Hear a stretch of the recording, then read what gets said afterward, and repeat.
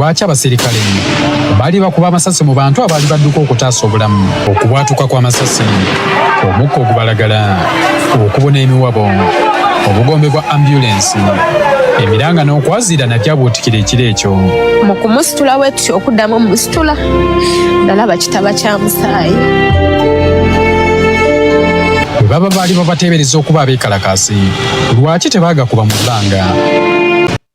Akatambi ketutandise nako olunaku olwaleero bwe bumu ku kanaaluzaala aleetedde gavumenti ya Uganda okugamba kikafuuwe tetugenda kulinnya mu paalamenti ya EU.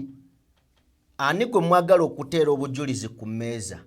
Gavumenti egamba nti kijja kubeera kya buswavu okutuula mbu Kyagulanyi bye yayogera naffe tuleete owaffe mbu gavumenti tegenda kuwa Kyagulanyi masannyalaze. Whether I receive it or I don't receive it, I will not give it. It is not important. But what I'm telling you, it will not happen. My ambassador will not be appearing. It to appear is to give Kyagulanyi the pleasure. It will get credibility. It will be more noticed. For my ambassador to appear with him in any platform at all, be it in Uganda or outside Uganda. And therefore, my ambassador would not be appearing with him in any platform. The document is coming from European Parliament, not from Kyagulanyi. So what? So what? Kakati, bino byonna bituusewo bitya?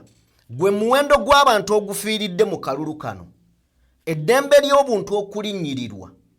Akalulu obutabeera ka mazima. Okutulugunya bannabyabufuzi n'okusibwa kwabo abavuganya gavumenti n'abalwanirizi b'eddembe ab'enjawulo. Gavumenti ya Uganda olunaku olwajjo yavuddeyo ne yeesimba bwantoogo gamba kikafuuwa okulabika mu paalamenti eyo. Mwasalawo okuwuliriza Kyagulanyi, kakati tetugenda kujjamuwa masannyalaze. Era ebyo byaviiriddeko Minisita Okello Oryem okuvaayo n'ategeeza nti Kyagulanyi okuggyako ng'onoogumaza mbiro.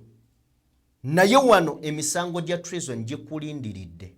Ebyo by'ogenda owaayiriza eggwanga lyaffe tetujja bikkiriza. Engineer Wasswa Birigwa nga ambasada oba yali abaddeko ambasada avuddeyo n'alabula gavumenti. N'agigamba kye mukola kikyamu. Okwewala olukuŋŋaana luno kigenda kakasa bukakasa nti emisango gino mwagikola. Tugenda beera nga tuyitayo eyo. Elias Lukwago atabukidde Yusufu Nsibambi n'amugamba gwe atalinyangako mu kkomera kulambula yadde ku musibe n'omu. Ovaayo otya ogambe mbu wali ogenze kuteeseza basibe? Lukwago agamba wandyogedde birala ne n'oteesibwa ku basibe. Genda olye musimbi gwo, genda weeyagale ne banno, va ku basibe. Tugenda beera nga nabyo tubitunuulira. Lwaki Nsibambi yaggyako abantu ebintu bye yali yabawa oluvannyuma lw'akalulu kamukuba? Era lwaki abamu ku bavudde mu paalamenti bonna basazeewo baggyeko ebintu byabwe? Si Nsibambi yekka, ne Richard Lumu ow'Emityana abagamba ekisaawe nkitutte. Nze nakibawa kati ke mwesiriwazizza mumpe ekisaawe kyange nakigula na ssente zange. Tugenda beera nga tutunuulira ku bunyaguluzi obugenda mu maaso mu kibuga. Waliwo akatambi akafulumye. Gwe teweewuunya omuntu okutambula ne jambiya mu kibuga. So tugenda byekkaanya tubigezeeko bitunuulira n'eriiso ejjogi. Nga bwe batwala mwami Museveni tinka ate EU yajaguzza emyaka 5 bukyanga ejja mu Uganda. Kakati ekibuuzo kigenda beera wano. EU yajaguzza era n'egamba nti neetegefu okuwa Uganda support. Bwebanga EU egamba neetegefu okuwa Uganda support, ate abakulu we bagyetaagidde egende, abakulu bagamba tetujja kulinnyayo. Enkolagana eno ya ddala oba kuba no waliwo azannya omuzannyo ogulimba munne. Tukkirize, America y'emu ku nsi esobola okuwa obuyambi olwaleero enkyange kuteeketeekedde enteekateeka eyinza okukaabya amaziga. Mwami Museveni ne gavumenti ye kye bazannya bakiri mu maaso oba bakiri mabega, bakifunamu oba kibasuula. Awo nno we tuli. DPTV Uganda, Dawn People Television. More time you wonder you not like me to all life for fight. Me have to touch all nightly. Wish me coulda stay but with me that are there besides. But circumstances she can see me when me grinding. Auntie want me grinding never bump this alone. Hello my fans, what's up everybody? Yeah, my name Aban Hustler. I'm the son you Nina boy. Billy Gumite buli following account z'abaana nze amasimu agakwata gonna tekuli yange agoge mazima. Lwaki intinze singa ndikwata kuyange n'imposting oyo aba content, but we are here for matters of national importance. That's why I don't use mine. Okitegeera kati ambuuzizza twavudde mu summit mwe kigozi essaawa yonna nga bw'onoogenda ku dispensary ne bakugamba sooka wali mu OPD out of patient mala ogende gye bakeberera omusaayi bw'omaliriza ogende gye bakujjanjabira na zino process bwe zirina okutambula. Police bw'erina okutambula twava mu African Union, I mean European Union, ekyo ne twekubirako mu ngalo kati ne tumaliriza United Nation, awo nawo twekubire mu ngalo mwe tusigazaayo summit egenda kubeera egi naye ng'egenda kuba dede eyo bagiyita ya colonial master waffe because we are a British protectorate. Webale naawe bikwata mu biposting kati tugenda ku storminga Bangereza kubanga tetulina mamundu, tetulina byakulwanyisa, tulina kigambo kyaffe. Nkuba ettama nkuba omumwa, yes I'm risking myself, naye tebiwemula bituyamba butya bwe tugenda okwejja mu ntata, bwe tugenda okwejja ko Thailand. Kakati saawa eno nkugamba gwe mwana gwe wenna alabye video eno, kola video ng'estorminga United, I mean ng'estorminga ekitongole Commonwealth. Mu Commonwealth mulimu akagurupu ke bayita Commonwealth Ministerial Action Group, ako ke kalina ebisumuluzo bya NATO.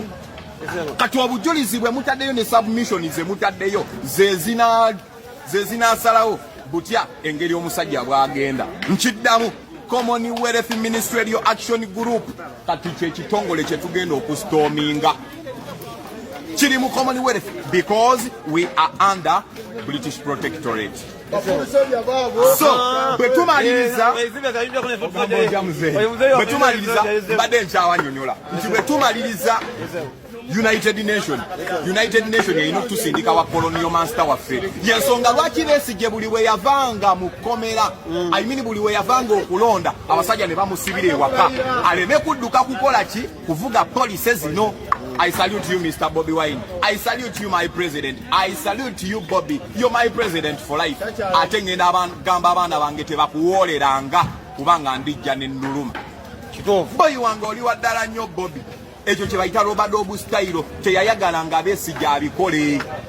Agende ng'avuge police zino. Kyova olaba yamuteekanga ku zi house arrest. Era nga mugamba tetugenda mu Uganda mpya.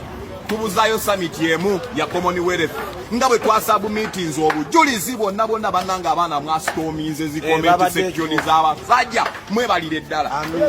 Summit yabaddemu miliyoni z'abantu 24. Imagine miliyoni 24 naye nga 75% Ugandans. Bana bawoza Madulo bamaliza boogedde ku Bobby. Bawoza Syria bamaliza boogedde ku Bobby. So kati bannange Uganda wekyabikira ate Uganda bwetereera nze newe mbanfudde ensi endala zonna zigenda kutereera. Amina futuzoja. Okitegeera kakati mbasaba tustorminge ebitongole byonna ebirwanirizi by'eddembe naye ng'ekitongole ekisinga kye kya colonial master waffe bagiyita Commonwealth. Awo wetuddako okulaga bannange temwetiiririra. Commonwealth bw'okwata ka video mu kibi ng'atema omuntu oluyi kateekeyo #Commonwealth Ministerial Action Group. Bw'okwata ka video nga waliwo omuntu gwe basanjaga teekayo #Commonwealth Ministerial Action Group. Bw'okwata ka video nga waliwo wa police atulugunya omuntu kapostinge teekako #.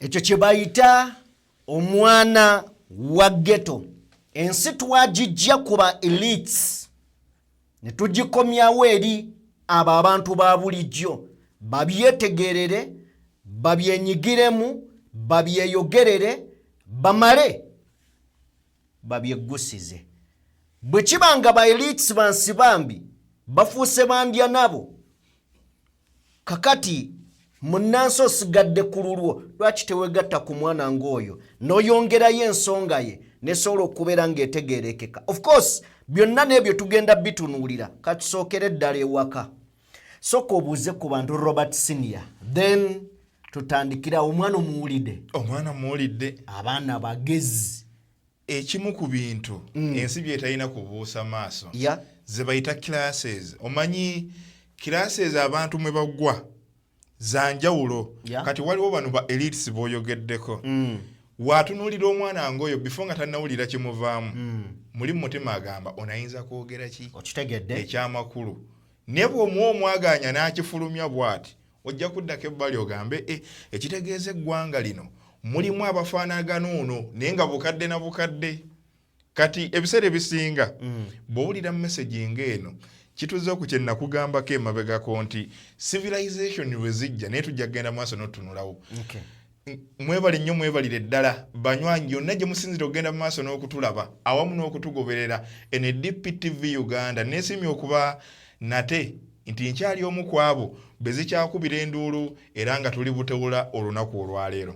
Okay, kale njagala kusaba munna Uganda video sooka ogituwere like eyakatwegattako genda maaso n'okubeera ng'ate osubscribinga.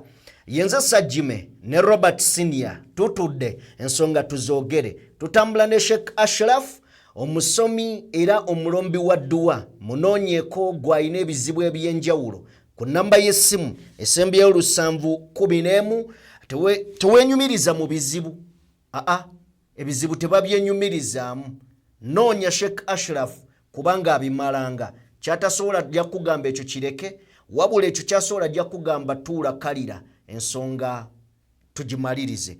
Tugenda kutandika n'akatambi twalabye amazigo olunaku olwajjo mu kibuga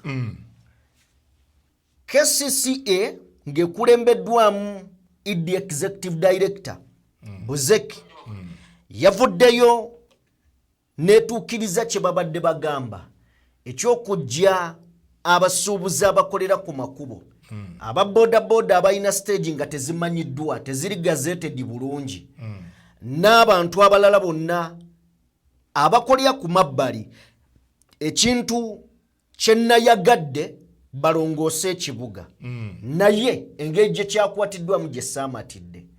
Kakati bino byonna nga bigenda mu maaso tumanyi buli woosanyawo omulimu gw'omuntu biki ebiyinza okuddirira bwe bumenyi bw'amateeka. Twalabye akatambi kano wakati mu kibuga Kampala njagala bakatuzannyire then tujje Robert otubuulire kino kigenda ssalirwa kitya amagezi sooka otuwe katambi ako.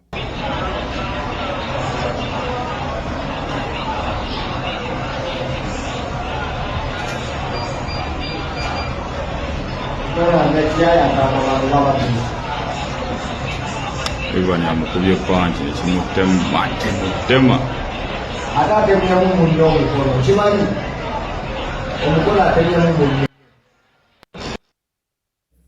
Akatambi kaako bw'obanga okekkanyiza Guy Wuli agenda n'ensawo ku mugongo bano ne bava emabega n'asika ensawo ajja okwerwanako abazze already kuliko ayina ejjambiya mu kujja okutema yatemye munne mukono mubbi munne okitegeera musajja atu yabadde alwanira ensawo ye mu kulwanira ensawo bajja babadde bangi ndowooza bala bonna abava emabega we bonna babbi musajja atu bagimusikako akyuka ajja agoba bamusinga amaanyi omulaba ono agitwala musajja musiraamu wuuyo atadde n'enkofiira ku mutwe musajja genda oli emmere yo ove mu kisiibo kya banno.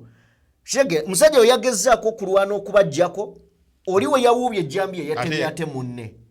Kakati bw'oteekawo by'oteekawo ggwe nga gavumenti KCCA sooka abantu obateeketeeka obabuulire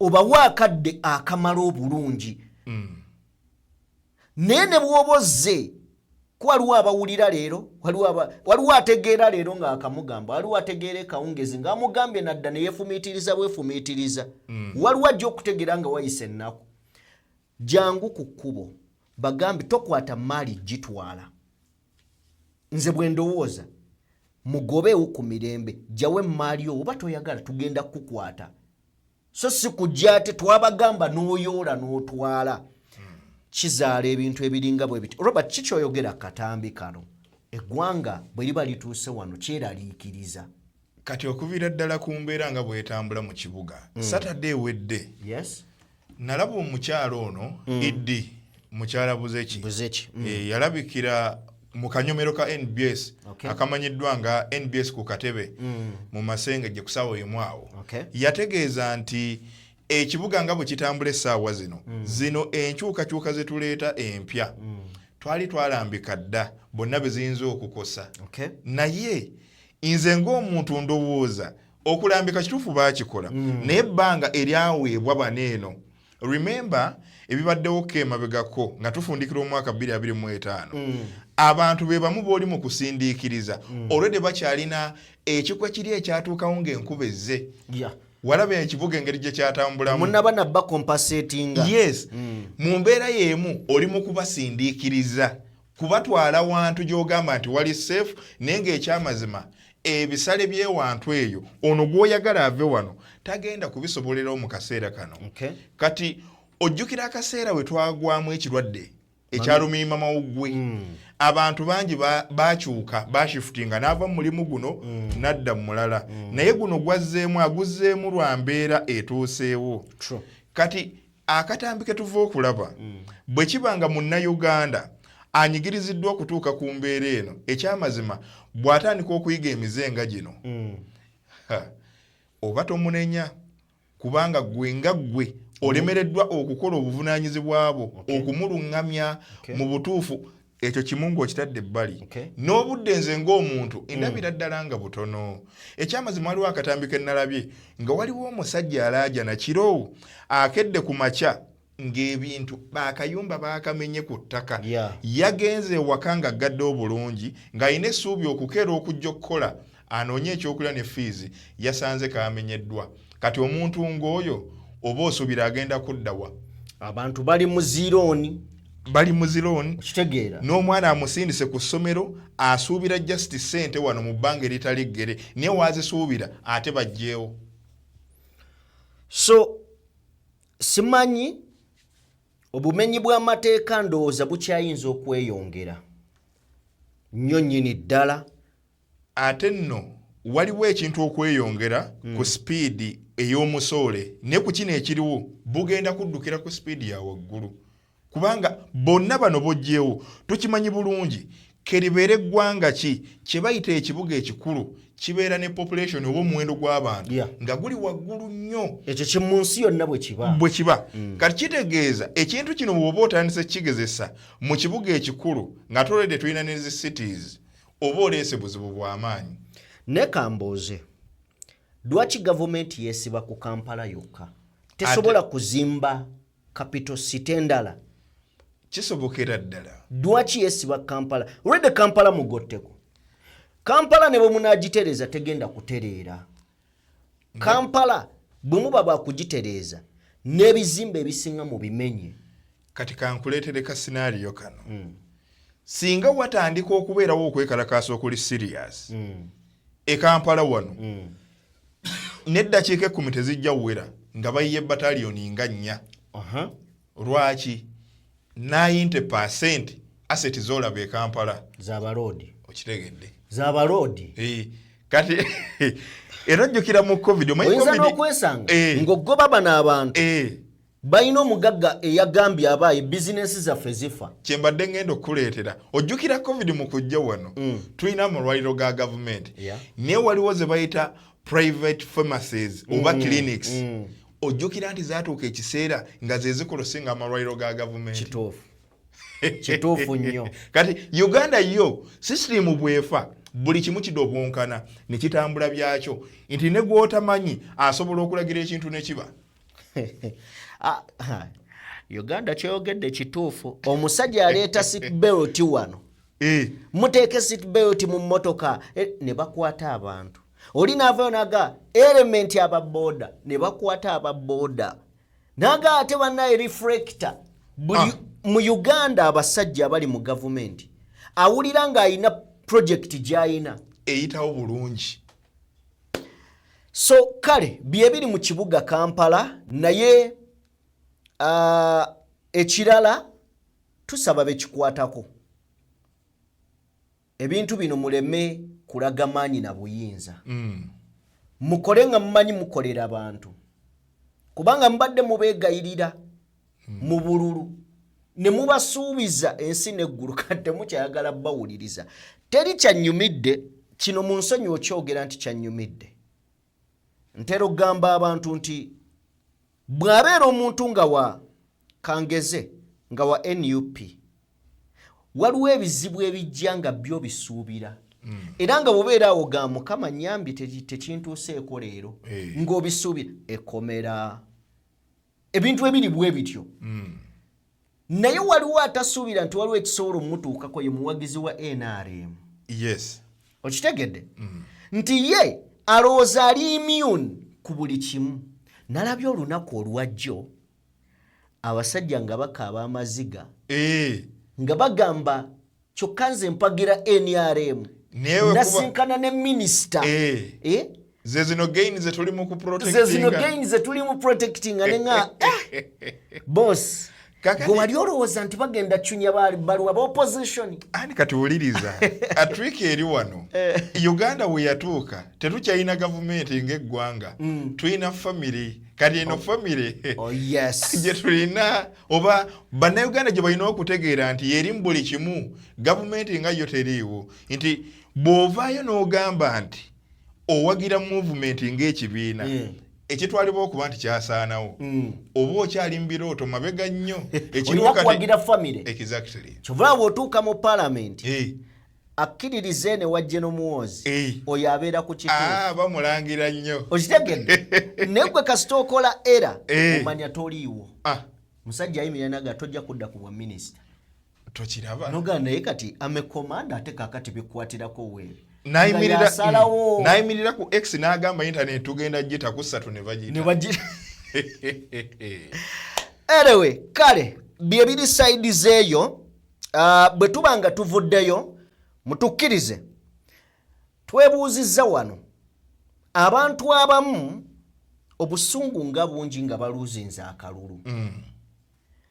Ate era abo abaluuzinga akalulu weesanga nga balinako at some point we baalagira amaanyi. Ngenda kuwa abantu babiri. Ye Yusufu Nsibambi yavaayo n'agamba nti ye yali takirowoozangako nga ne mumutwe tekirimu nti basobola omukuba akalulu. Okitegedde?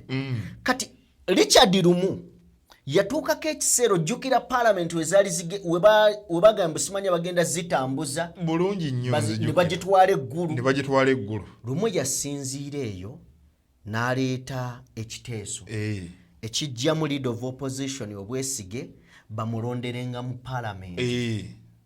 Ewamugaa kino ng'okireese mu mutima mubi n'agamba abamu kati tuba tetumukkiririzaamu alondebwenga bulondi. Ewamugaa kino ekifo omugamba mu kironde nga mugenda kiruuzinga NRM ebenga yebalondera ate nga bwe kiri. Ekyo kiba kigenda. Okitegedde? Nga Lumu abiwulira era n'avaayo n'alumba ekibiina kya NUP awo. Kakati mu bigambo bye jjuuzi oyawadde ayogera yagambye nti abalonzi babi naye abalonzi abasinga obubi be ba NUP.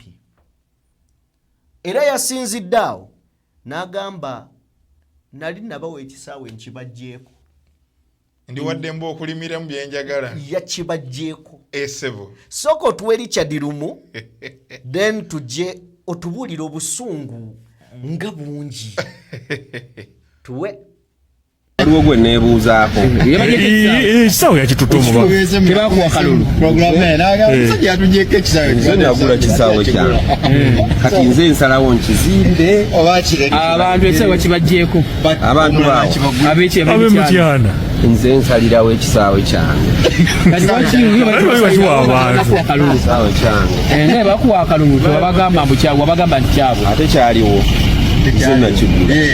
era walina pulaani y'emyaka gye banakikozesa kati bawadde kimu kya mu myaka kati kyeneebuuza abatakigula bakiwaako batya amateeka kajanja nako bakajjewo kati waki bajjeko nawe ekisaawe yatemyemu polota 5 kukikula ne bwensalawo okukirimamu nga bwenjagala waŋŋamba kubanga bakuggyeko contract nyinza n'okulimamu omusiri gwa kasooli oba lumonde kubanga bakuggyeko contract contract si kiri kikulu nagamba abantu wano nti mmaze emyaka 4 mu egyo nga siri mu palamenti nali sivuga mmotoka nali sirinya nnyonyi byonna nali mbikola ofiiriddwa bufiirwa bweyingidde palamenti besikale mu palamenti yavuwaliddemu ati wali onoonya kiruli nali njagala buweereza kati tuokuggyeko twaweereza bulungi kakati abantu babukuggyeko twaweereza genda obuuze oba saabaweereza naye bba abantu mulimu abalungi mulimu ababi mulimu abasingayo obubi naye abasinga obubi bannuupu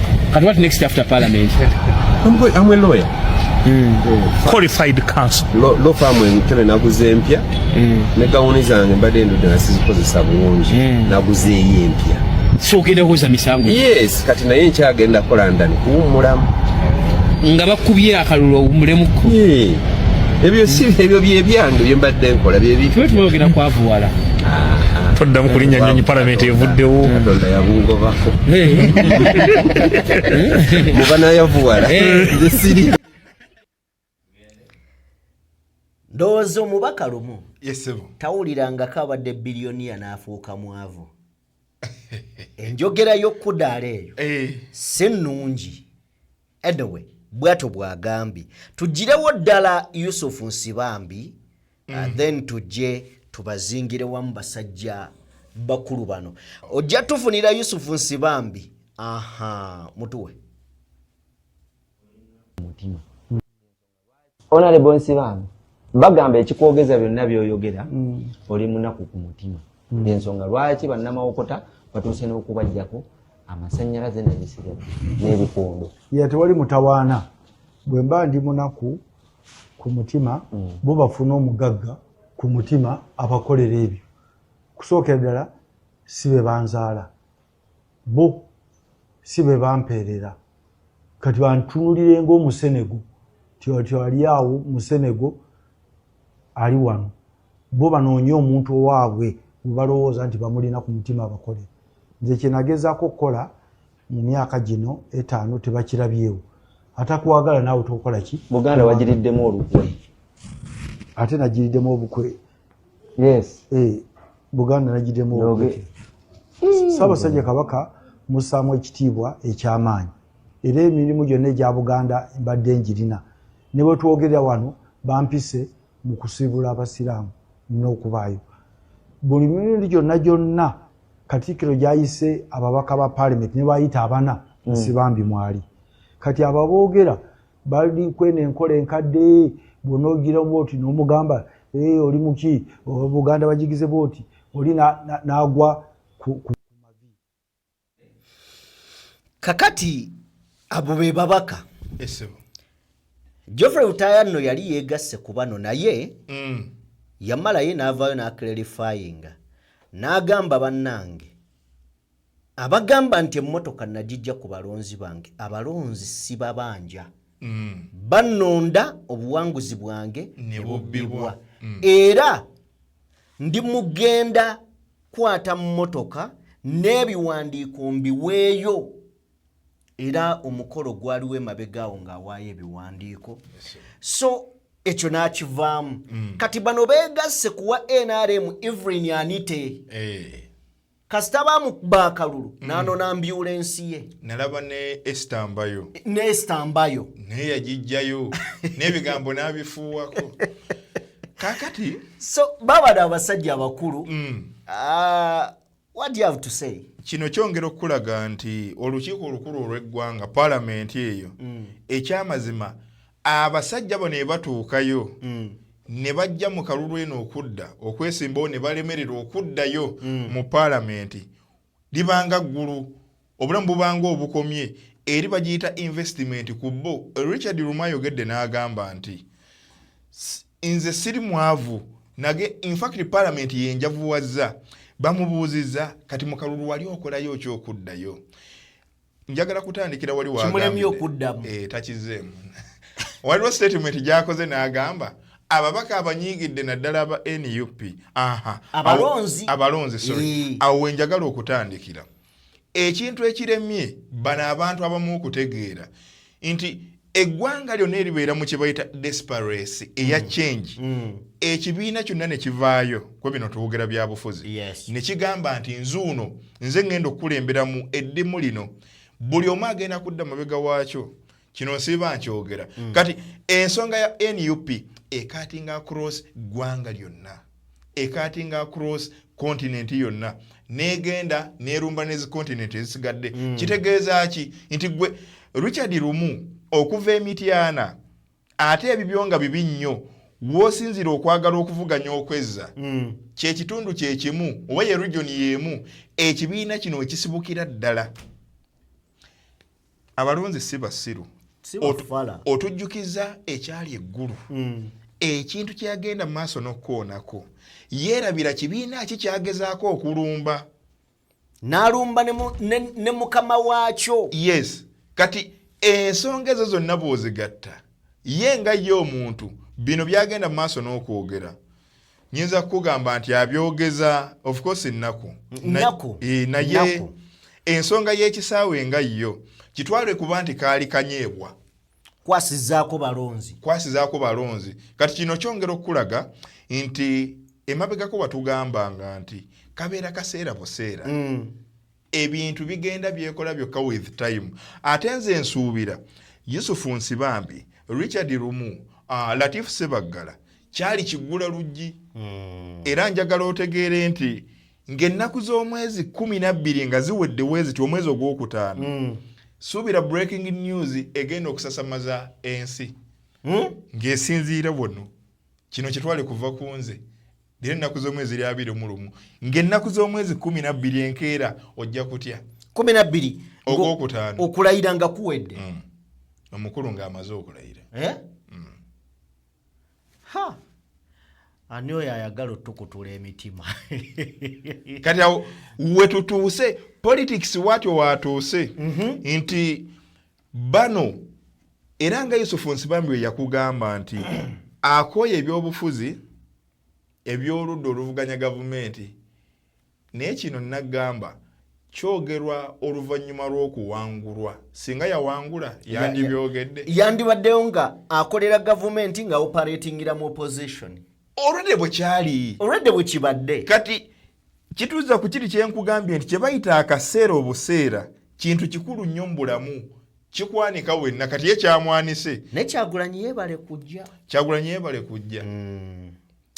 kujja ne kino kyongerezeeko Kyagulanyi yeebale kujja n'ayingira ekisaawe ky'ebyobufuzi tetwandibitegedde bino abasajja batuzannyidde nnyo ku mitwe bano beefudde nnyo abalumirirwa omuntu naye ng'amazima gali nti bali ku byabwe. So Yusufu Nsibambi tugenda muteeka ebbali tumuveeko agambye sibe bamuzaala mutuufu sibe bamuzaala kakati Elias Lukwago avuddeyo n'abaanukula ojja tuwaako ku Elias Lukwago katono nnyo tetujja mumalayo mutuweeko katono.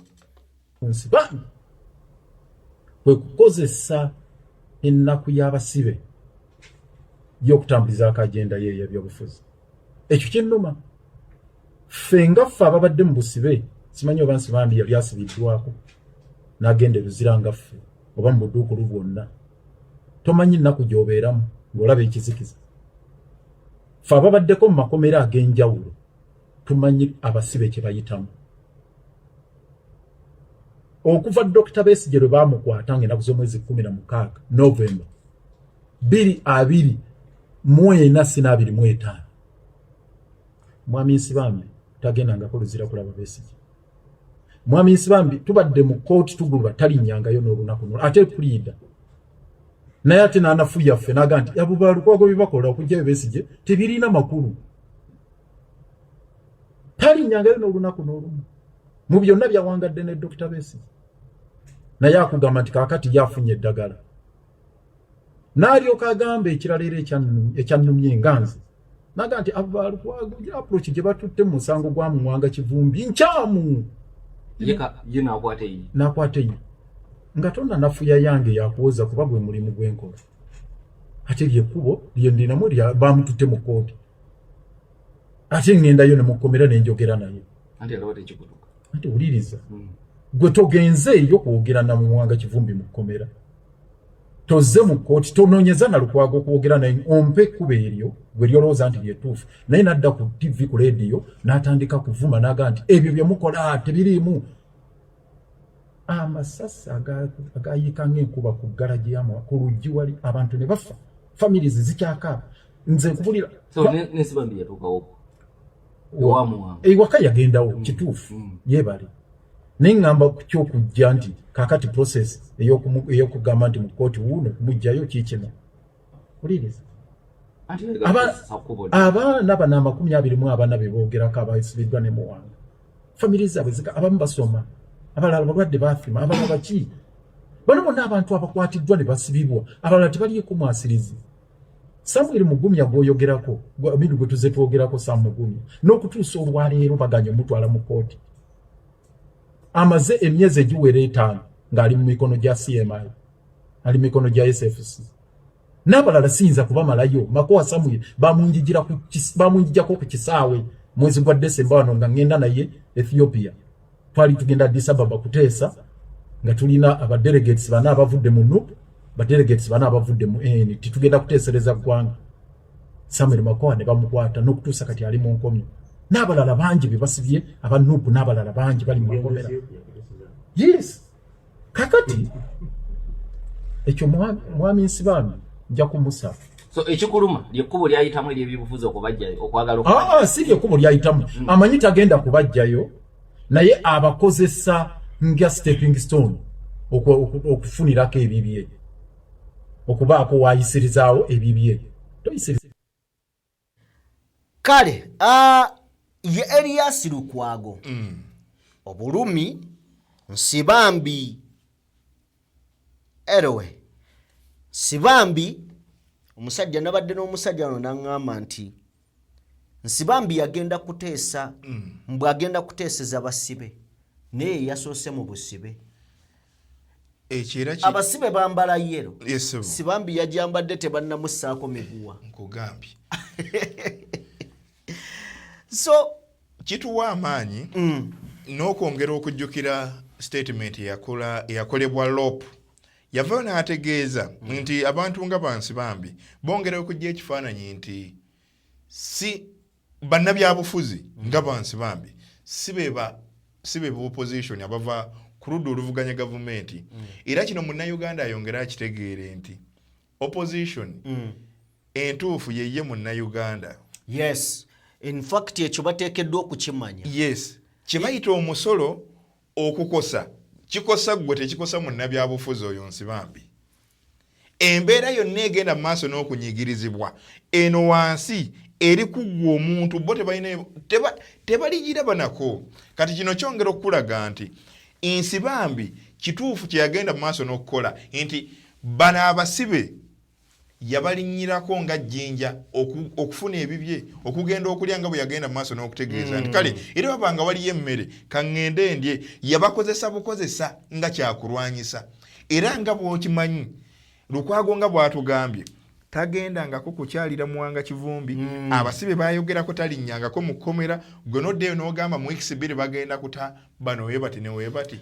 Otya statement za gundi oyo ndowooza kanzikuŋŋaanye bwendi. Yatugamba nti yatuuka wa Muwanga Kivumbi. Era n'anenya nnyo omwogezi wa poliisi. Naga oyogera biki? Nze bwe natuuka wa Muwanga Kivumbi engatto ze nalabawo n'omusaayi. Abantu 30 be baafiirawo. kakati omwogezi wa poliisi byoyogera bya butaliimu.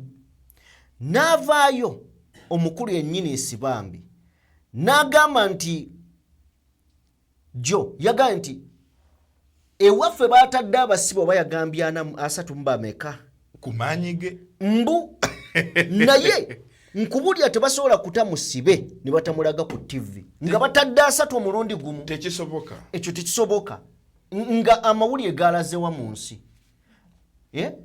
Nga babagambe tubatadde muyite manju tewaba wayogera.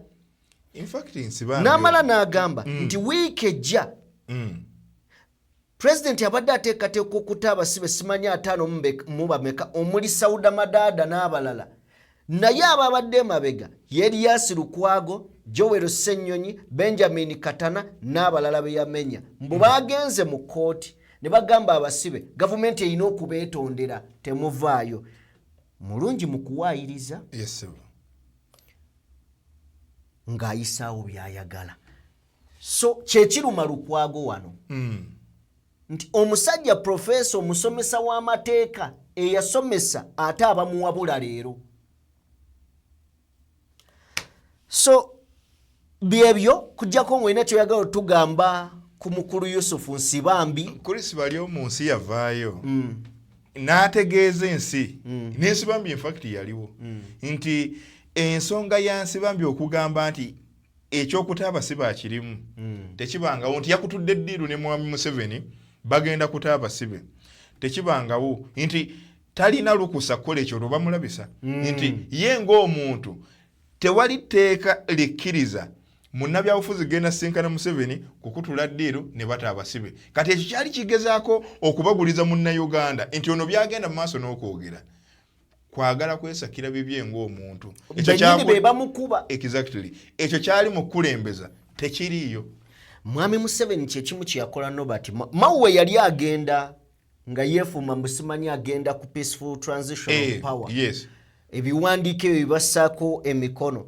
Yagamba nti baagala okukyusa obukulembeze mu mirembe ekyo bagenda kiteesaako n'abasibe n'aboogerako.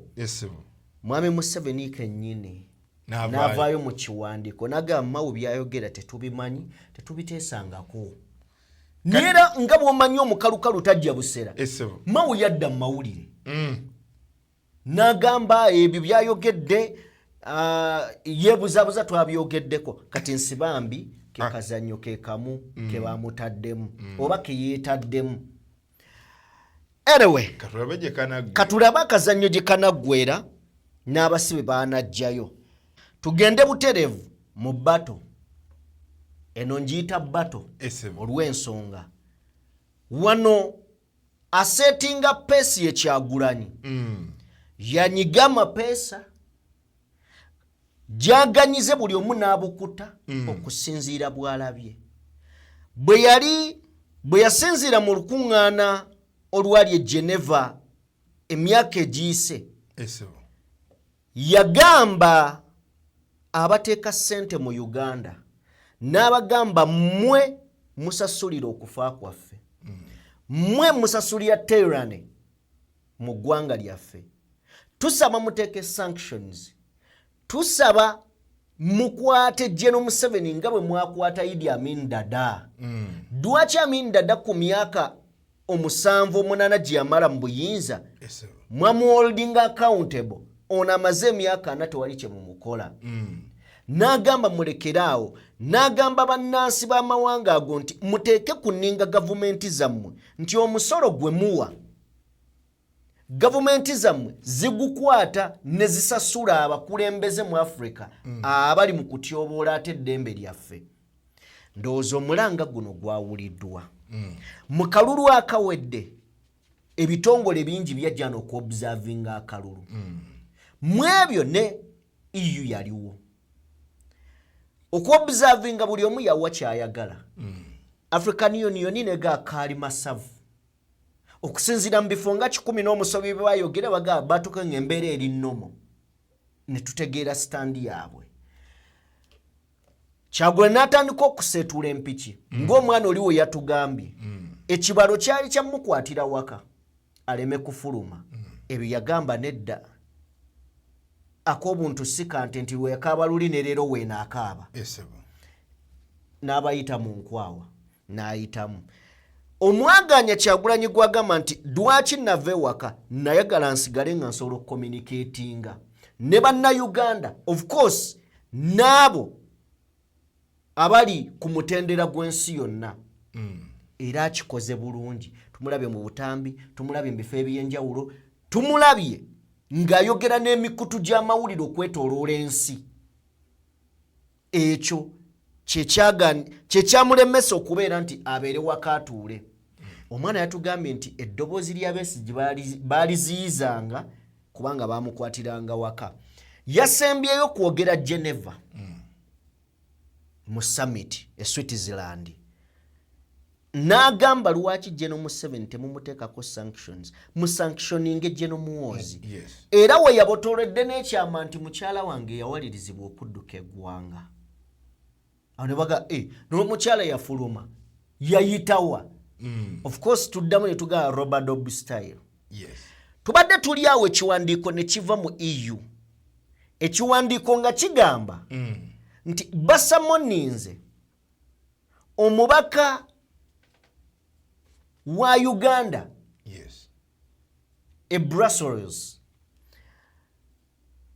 Mwekina kiwandiiko ng'aba NUP abakulembeze bayitiddwa tebaataddemu mannya era n'okutuuka olwo teri amanyi ani agenda. Okitegedde? Ne bakulu batukakaza nti wajja kubeerayo abanagenda mujja balaba nga batuuse ebintu byakatwekisize. Mukadde kano tubadde tulinze gavumenti egamba ki ku kiwandiiko kye. Ne remember nga bino tebinnabaawo twalaba Kabanda ng'agamba nti EU ekonsidalinze nnyo Kyagulanyi, ekonsidalinze nnyo propaganda wa Kyagulanyi. Singa yali eyagala amazima yandize nebuuza gavumenti. Gavumenti mbu gye baba bajjako hadithi. Okitegedde? Kakati nti bano bakola nsobi bali mu kutwala propaganda wa Kyagulanyi. Ne bamanye nti lino ggwanga erina obukulembeze n'amateeka agalifuga. Ne tuddamu ne tufuna Dr. Chris Baryomunsi. N'agamba nti Kyagulanyi bwe muba mulowooza nti akolera mu mateeka g'ebweru mu mutwala abeere yewammwe. Ne bw'aba amanyi nti ayagala okujja avuganye era akulembere eggwanga lino ayina kukomawo wano. Kiwandiiko kyafulumye. Mu kiwandiiko mwe tulabira emboozi eno. Basooke bagituzannyire. Robert otunuuliddeko ku by'obufuzi by'amawanga. Then otubuulire wano kiki Uganda kyeyolekedde. Bwe tunaava eyo tuggalewo n'ensonga ya UN yawezezza EU yawezezza emyaka 5 mu Uganda. Kino kitegeeza ki? Sooka otuzannyire emboozi. Okwosa olunaku lw'eggulo pulezidenti wa NUP Robert Kyagulanyi Ssentamu yasinzidde ku mutimbagano n'ayogerako eri ensi yonna mu lukuŋŋaana olwatudde Geneva mu Switzerland. Ono yatuttoledde abazungu emivu egyeyoleka mu kalulu ka 2026 n'embeera gy'awangaliramu mu kiseera kino nga yeekukumye. I'm speaking to you while in hiding.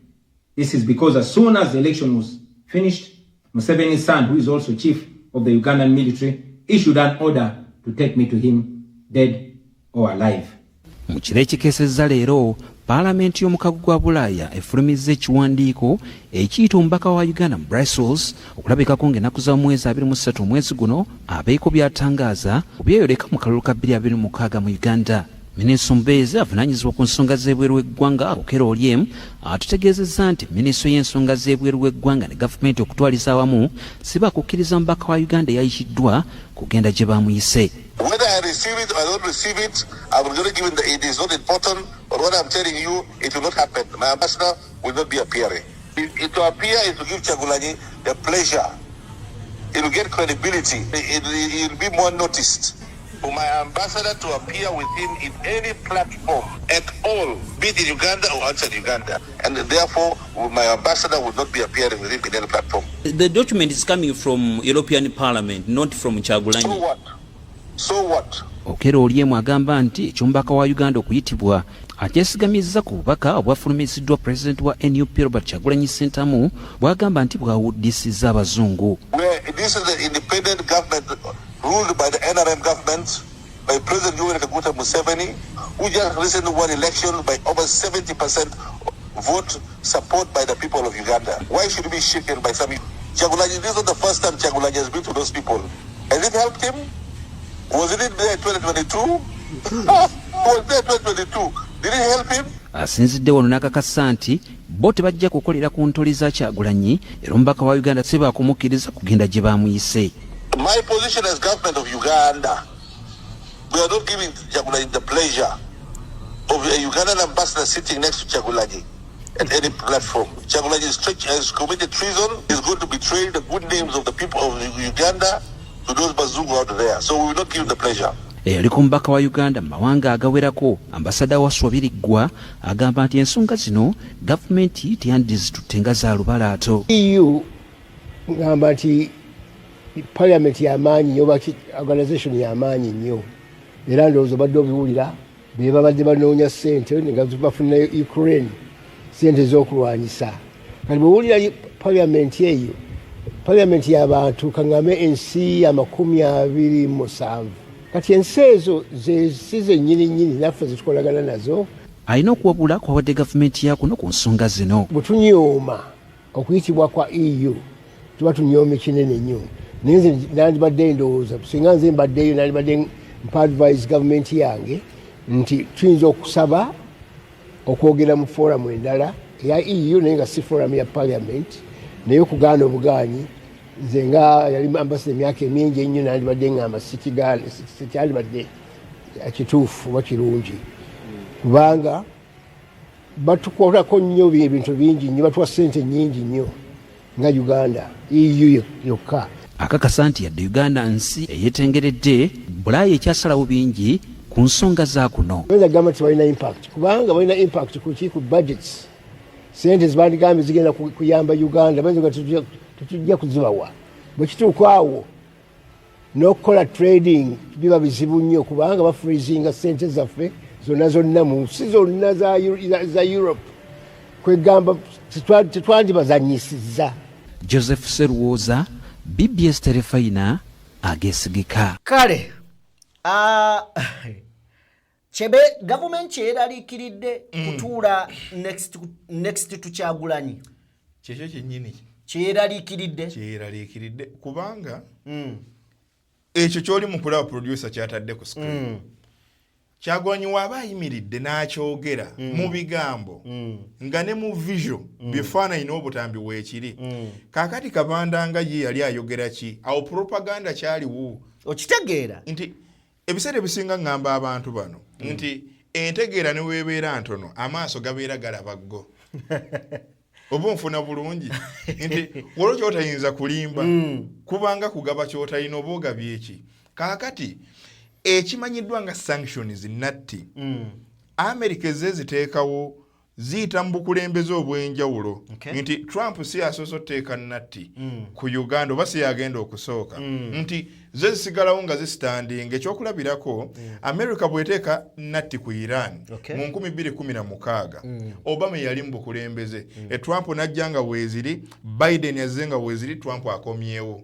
Kati zo zisigala zisitandinga. Kati bw'otuuka ku level ey'omusajja gw'otulugunya akuvuganya ali waggulu n'alagira palamenti ng'eno nti EU baako kyokola, UN baako kyokola, mu mbeera ya natti si kulumba kkuba.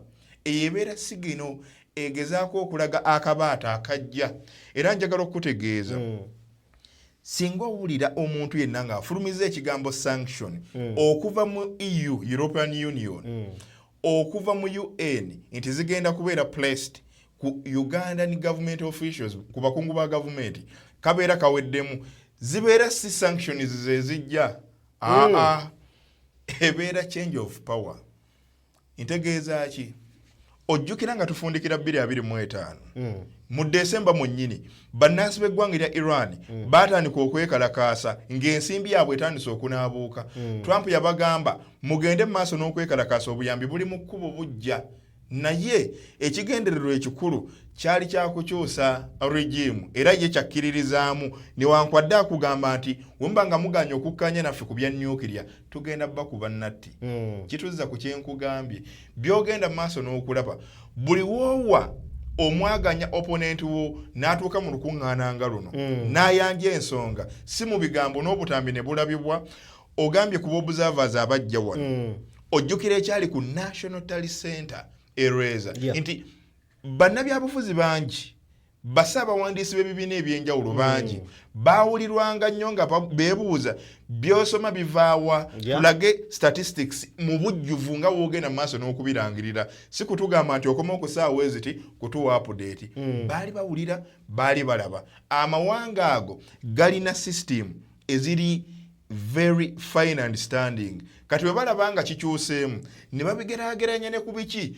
byozoyisaamu abantu nze nakavaringa kampeyini nnya ez'Mwami Kyagulanyi nga mwendi byonna nabiraba era kyandeetera okugamba nti abasajja bano abazungu ku mulundi guno balina okukolawo ekintu kitya 2021 olw'okuba nti twali mu covid waliwo bingi ebyali tebiri unfolded bye tutasobola kulaba kati nga mu 2026 mu kalulu kano ke tugenzeemu gavumenti eyagala oba teyagala nga birina okweyoleka kati mu kugezaako okubitangira ebyavaamu abirabanga omanyi tulina akatambi ke twakola wano nga bw'owuliriza bammemba ba EU bakwata ensonga nga tebagijuliza 2026 yokka nga bagivuga from 2021 kyokka ate etteeka ddyo ligamba nti baobserver bateekeddwa okuwa ripooti mu myezi ndowooza 6 kakati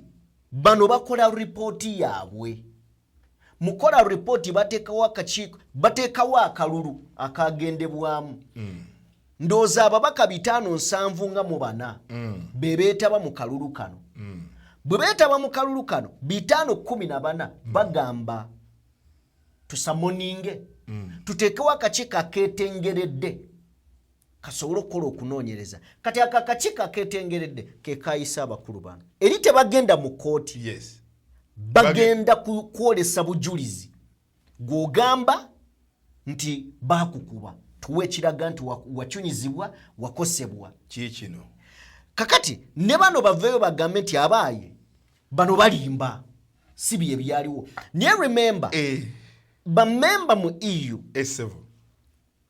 kiragirawo nti gavumenti bwegenda already bo baalaba kubanga ensonga bazoogera balinga abagenda okugamba abakulu mujje mutukakase nti ddala kituufu kye twayogera si kituufu ne bino bye tulaba AI okitegedde so nja kusaba producer otunoonyezeeyo katambi ako simanyi oba oyinza okukafuna akaali ka dakika 2 twatematemako munnayuganda asobola okubeera nga addamu akekkaanye that is bw'oba okafunye tubuulire kino kiyinza kukosezaawa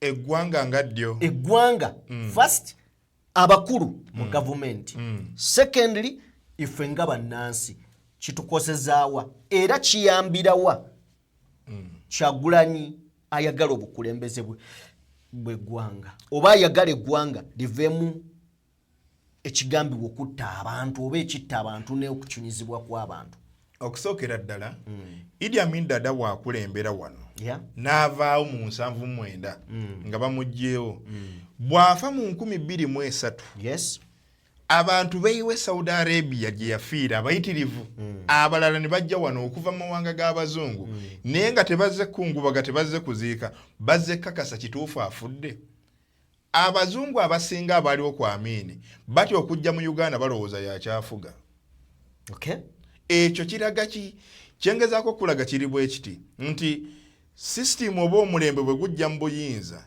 ne gujja n'omusaayi ku ngalo zaagwo kigenda kusiiga ekifaananyi kyennyini exactly wabweru w'eggwanga eryo kati kitondawo kubanga kirizagaana emyaka 4 ekyokulabirako wano mu Uganda Museveni gye yakamala mu buyinza emyaka 4 byebisanja birina munda mu ggwanga erya America almost nga bakyusiza abakulembeze nti ono ssemateeka waabwe alagira ebisanja 2 bazza abakulembeze buli omu n'akulembera 2 n'agenda bye bakulembeze bana. Kati abakulembeze abo eyasooka bwajja n'owokubiri n'ajja n'owokusatu n'owokuna nga gwe omuntu omu okyaliwo kituzza ku kiri ekigamba nti omusajja akulembera eggwanga erya Uganda ebintu bye twalengera mu 2021 1220 ojjukira ekyali eruuka tekisobola kuvaawo tekisobola kaakati ekintu ekyo ng'ewakiraba wano n'ebweru wekirabibwa kaakati gavumenti n'abakungu abagikolera kirizagaana bambala uniform yemu bwe bati mu mawanga ago kati we kituzza kuffe Bannayuganda of course wajja kubeerawo engeri ya sympathy kubanga eggwanga eribanga lifugibwa mu nfuga embi gwe munnansi atali mukozi wa gavumenti ekibeerawo kibeera bwe kiti bakutwala okuba nti oli ku mugendo gwe gumu ne banno tewali nti gwe owagira gavumenti gwe oli opposition mwenna babatwala kuba nti muli desperate okukyusa obuyinza mu ggwanga lyammwe kyenkugambye ekyali munda mu ggwanga erya Iran si buli agenda mu maaso n'okwekalakaasa nti tawagira Ayatollah oba obukulembeze bwa Ayatollah Said Ali Khamenei no abamu babuwagira naye ekifaananyi ensi yonna kwerabira kibeera ekifaananyi kimu kyova olaba nga bwe nagambye mu kusooka nti omuntu bwe yavayo bw'ati n'agamba nti nzuuno nze njagala okukulemberamu eddimu ly'okukyusa obuyinza bonna bagenda mugenda mabega mwami Kyagulanyi okumukkiriza Katonda okumukkako n'agenda mu maaso n'okwanja ensonga mu Geneva Summit kyabikudde Bannayuganda tebannakiraba naye yeeno entandikwa eya buli kimu era ly'essuubi lya buli kimu kubanga kyayogeddwa kyalabiddwa kyawuliddwa oba ompuliriza bulungi kati kigenda kuva eri bano bonna okuteeka okusaba kwe mu nkola kubanga ye yababuulidde ekiriwo si mbigambo ne mbifaananyi ne bakiraba ate nga nabo baasindika abantu wano okimanyi nti nno ba international observers abajja mu kulondoola akalulu baakolanga zinterview ez'enjawulo ku bantu kati bye byateekebwa mu report bongera kuweza bujulizi maama nyabo awe tuli abakulu babadde batufu obutagenda bali kibagenda proving bali nye ku landmine bwe batyo ogimanyi bwekola ne bwositulamu katono nnyo bwoti ekukubye kati ekigere batyo mbumpimpi oluyimba lwa Kyagulanyi ludda time bomb kyekyo kyennyini kakati ennaku eri mu nsi omwaka guno European Union yawezezza emyaka 5 munda mu ggwanga Uganda yabangibwawo mu 1976 amini nga yakulembera kakati bwebangibwawo okusinziira kwagikulembera Jena Sadek omwami oyo gwolengera yavuddeyo n'agamba nti eno milestone buno buwanguzi bwe tutuuseeko okubeera nga tujaguza mukadde kano okutuuka ku myaka gino era naga nti nga EU tuli beetegefu tuli beeteefuteefu okubeera nga tukolagana ne gavumenti ya Uganda mu bintu bino wammanga ebya security okubeera nga tukolaganira wamu mu kubunya eddembe ly'obuntu okolaganira wamu mu kulaba nga enfuga etakabanira ssemateeka egendera ddala mu maaso era bagenda mu maaso n'okulaba nga ebyempuliziganya bitambula bukwakku wakati wa EU ne gavumenti ya Uganda era ne bagamba nti beetegefu okubeera nga bongera ku ssente okuva ku biliyoni za paundi biliyoni 5 okwongerayo okulaba nga enkolagana eno ne ebyensuubuligana wakati wa EU ne Uganda byeyongera okubeera nga bikwajira ddala then ekibuuzo kyange wano wekijjira wano e Uganda baweze emyaka 5 beetegefu okuteekamu ssente byonna bye bamenye wano bye byabayisizza eri abakulu okitegedde byonna bano bye bamenye nti bye baagala bisigale nga bigenda mu maaso eddembe ly'obuntu okuteeka ekitiibwa mu nfuga egoberera ya ssemateeka ebyenjigiriza ebyobulamu regional stability n'ebintu ebiri bwe bityo enkolagana eyawamu bye byayisizza ate bano naye nga bano bayita njagala just tuwulireko ku katambya njagala owulirize bano bye boogerako bagaba oteekamu ssente bakama baabwe bo bwe bati we balowooza ku Uganda soko tuwa akatambi ako. Me to read a social media post, to quote it. 22 NUP terrorists since last week. NUP steht für National Unity. NUP is the National Unity Platform. That's the opposition party. I continue to quote. Saying the 23rd is Kabobi. Kabobi steht für Bobi Wine. Well, the situation in Uganda is not only a problem for Bobi Wine. Of course, it is for him and his family. It's not only a problem for Uganda, for the country. We've seen that last year in Tanzania. We are fortunately seeing that in other parts of Africa. But we need to do more. We have the means to do more, because today it is Bobi Wine in Uganda. Last year it was Tundu Lissu in Tanzania. And next year, it might be Alberto Costa Jr. in Angola. What happened on January 15th in Uganda, the so-called elections, were not an election. They were a military operation, and the facts confirm it. Soldiers, acting on direct government orders, raided the home of opposition leader Bobi Wine, assaulted his family and forced the family into exile. Preceded and followed by mass arrests, violence, attacks on journalists, the shutdown of civil society, an internet blackout and killings of unarmed civilians. The harassment of Bobi Wine, his family and members of the National Unity Platform is unacceptable. In Uganda, the full subversion of democratic standards, abuse, severe restrictions on civic space, widespread intimidation of opposition figures, fraud, violence, and a nationwide internet blackout. How is it possible that the main opposition candidate, Mr. Bobi Wine, could have been sieged by the military in his house and his family and his wife assaulted by government forces? Uganda's president, who has been in power for more than 40 years, has placed the only credible opposition candidate under house arrest.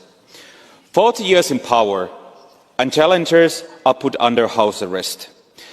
This is not democracy, it is criminal. Kakati.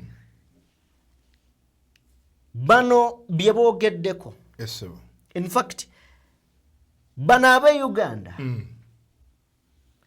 Byeboogeddeko. Bakama baabwe byebavumirira. Kikyoyinza okugamba Bannayuganda, tolowooza nti nno bano waliwo omuzannyo golowooza bano abali abo bye bayogedde nga bakuza emyaka 5 bali tebabimanyi oba olowooza bali bye boogera bano tebabimanyi. Kati ate ekisinga okwewuunyisa ojjukira okulayira okwali ekkololo mu 2016 Mwai Museveni ng'alayira ng'amaze okuwangula 2016 akalulu. Nzijjukira okwogera ku European Union eno n'agikuba golowooza beerabira era basiru records gye ziri. Ekyokubiri, ssemateeka kwe kututambulira njagala Munnayuganda kino akitegeere, yabagibwa bazungu. Ono wa 95 yabagibwa bazungu. Mbuuza atya bano bakolamu Justin Nongoosereza original yava eri mu 62 nga tufuna obwetwaze. Bano bajja bakyusa mbukyusa katono. Kakati bwe bakiraba nti omutadde w'abantu bakwagadde ate n'okuma mu 2024 n'otandika okumutegeeza Nongoosereza endala n'ojjamu esingira ddala okuba empagi. Omanyi fe abava mu byalo tutera okuzimba obusiisira, kati mu kasiisira okateekamu empagi yewanirira akasolya seddugge. Yes, bw'ogikuba n'ogijjawo akasiisira kajja kugwa. Kati n'ono kye yakola yagikwatako kasita yajja akawayira akateekeko mu kubisanja yagikuba. Ekyabazungu njagala okkiriza ogaane singa bakulaba nti okulembedde n'osukka emyaka 10 n'ogenda emyaka emirala oba tokyalina makulu gye bali. Ekyo kyolina okumanya. Kyova laba abakulu abasembyeyo okwogera bakulembeza ensonga y'emyaka 4. Kaakati bo balaba nti ono akaseera kaaliko kati ke bayita borrowed time, akaseera akeewole naye nga talina kubeerawo. In fact ababadde mu parliament eyo bo bakkiriza Mwami Museveni okubeera mu buyinza emyaka 4 tekisoboka era tekiyinza bbaawo. Kyolina okumanya. Kale byebyo gwe kyoba omanya awo we tuli. Simanyi gwali eyo omupiira ogulaba otya? Batukakasa awo we guli.